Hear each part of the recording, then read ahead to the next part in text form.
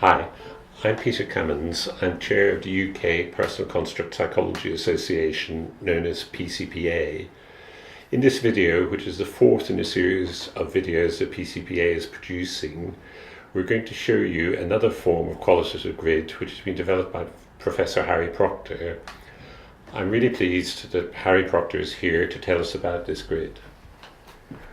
Okay, well, let me start off just giving a little bit of an overview of the kind of qualitative grids that I've been working on and developing. If we look at a slide that should appear on the video, we can look at it in four sections. So the first I've called perceiver grids, and that's what we've been talking about in the previous videos, the perceiver element grid.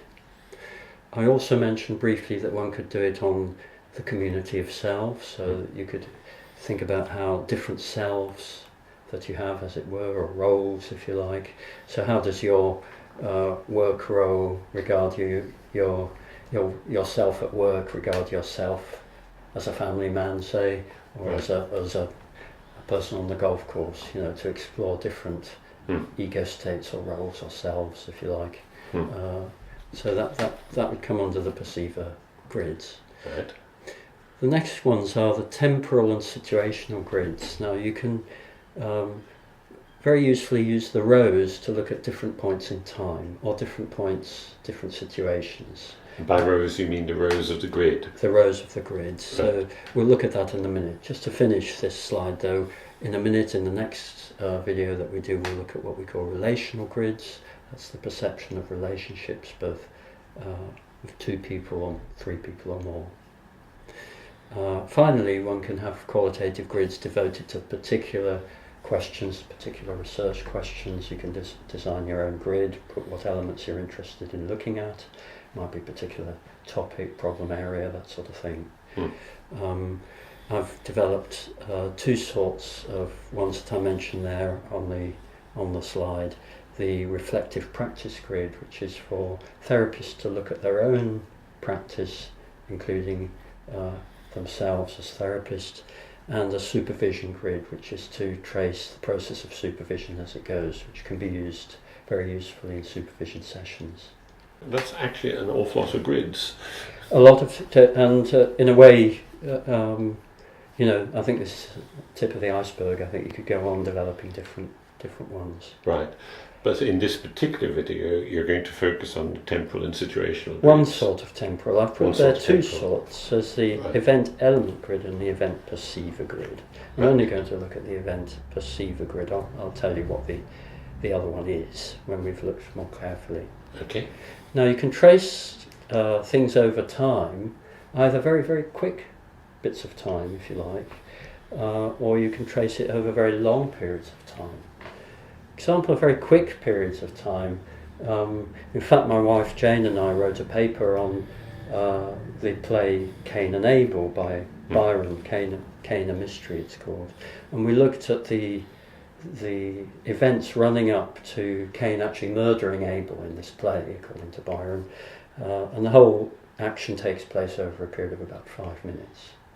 And so this is a grid that you can use very usefully for tracing kind of conflict situations. If somebody was attacked, what was actually going on. I guess you could even have a sort of forensic use for that. Well, I've often used the metaphor in therapy that it's about slowing a film down so you can see it frame by frame. Exactly, because things happen very rapidly, both in terms of events and also internal thinking, very rapid thinking. So this is a way almost of mapping that frame by frame. Yes, so what happened after that? What did you say? What did he say? That sort of thing.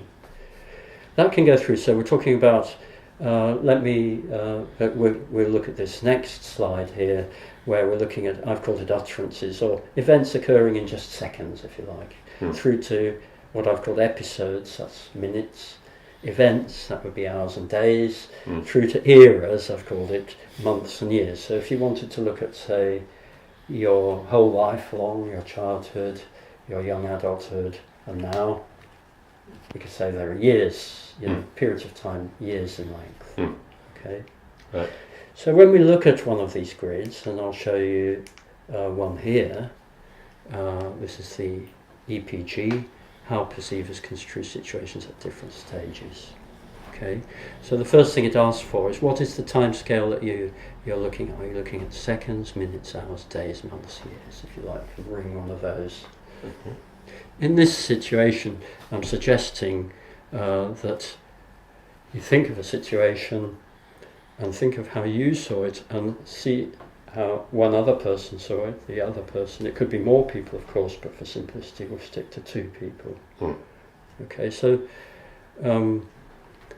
the 3 rows are 3 times. So if we were using it, for instance, going back to Septimus and Retzi from the previous video, and I suggested at the end that a therapist might like to sit down with them and ask them what it was like when they first met, and what things are like at the moment, and how they would like things to be in the future.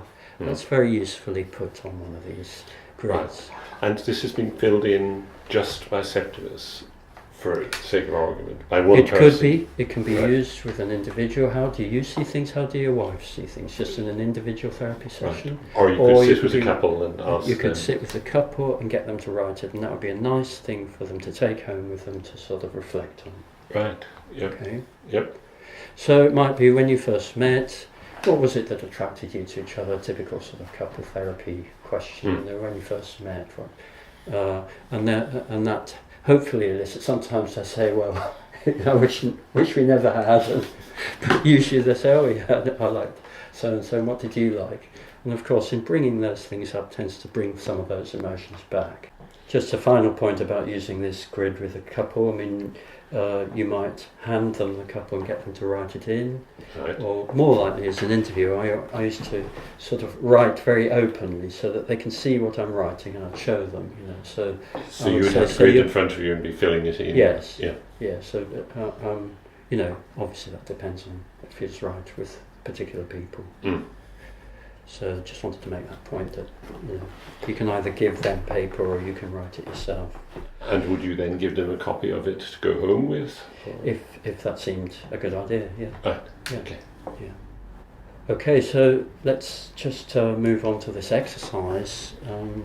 If you draw up the grid as you see it, so it's basically, in this case, you're choosing 3 time periods. It could be a couple, it could be more, but for the purposes of this, choose 3 time periods, and then choose 2 people who are perceivers, as it says above.